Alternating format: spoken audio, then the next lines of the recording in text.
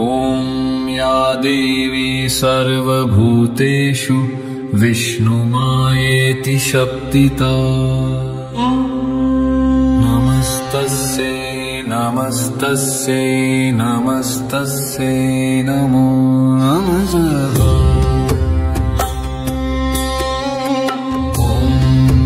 देवी सर्वभूतेषु लक्ष्मीरूपेण संस्थिता नमस्तस्यै नमस्तस्यै नमस्तस्यै नमो नमः।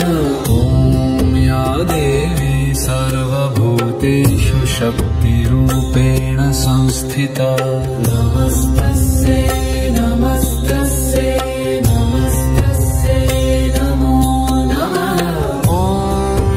देवी सर्वभूतेषु बुद्धिरूपेण संस्थिता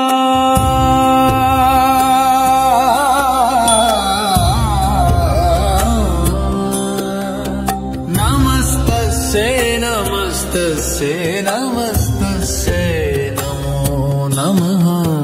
नमस्तस्यै नमस्तस्यै नमस्तस्यै नमो नमः।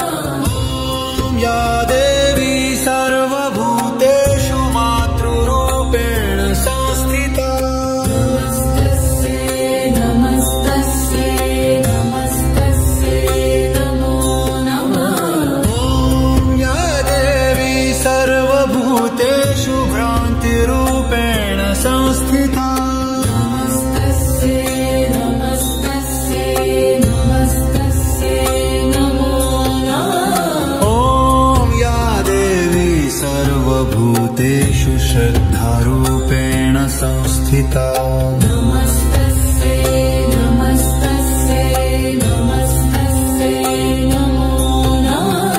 ॐ या देवी सर्वभूतेषु दयारूपेण संस्थिता नमस्तस्यै नमस्तस्यै नमस्तस्यै नमो नमः।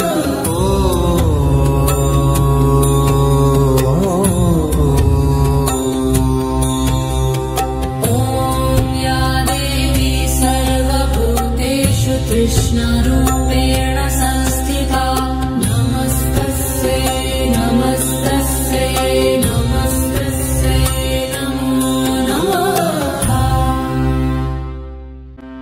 ॐ या देवी सर्वभूतेषु विष्णुमायेति शक्तिता नमस्तस्यै नमस्तस्यै नमस्तस्यै नमो नमः। देवी सर्वभूतेषु चित्तनेत्यभिधीयते नमस्तस्यै नमस्तस्यै नमस्तस्यै नमो नमः। ॐ या देवी सर्वभूतेषु बुद्धिरूपेण संस्थिता नमस्तस्यै नमस्तस्यै नमस्तस्यै नमो नमः। या देवी सर्वभूतेषु श्रद्धारूपेण संस्थिता नमस्तस्यै नमस्तस्यै नमस्तस्यै नमो नमः। ॐ या देवी सर्वभूतेषु क्षयरूपेण संस्थिता नमस्तस्यै नमस्तस्यै नमस्तस्यै नमो नमः। सर्वभूतेषु शक्तिरूपेण संस्थिता नमस्तस्यै नमस्तस्यै नमस्तस्यै नमो नमः। ॐ या देवी सर्वभूतेषु शान्तिरूपेण संस्थिता नमस्तस्यै नमस्तस्यै नमस्तस्यै नमो नमः।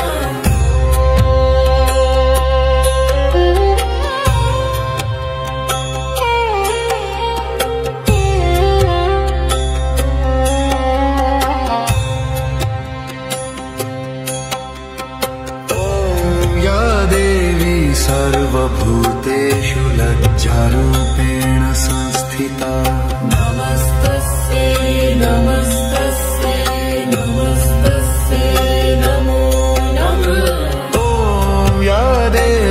सर्वभूतेषु शक्तिरूपेण संस्थिता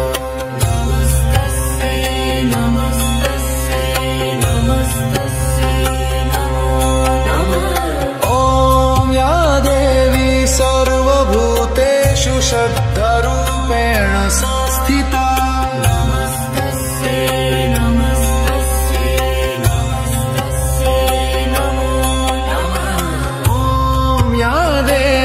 सर्वभूतेषु शक्तिरूपेण संस्थिता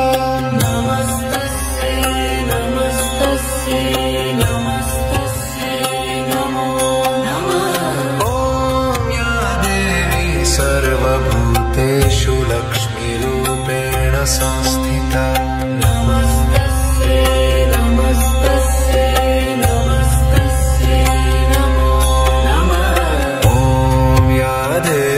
सर्वभूतेषु दयारूपेण संस्थिता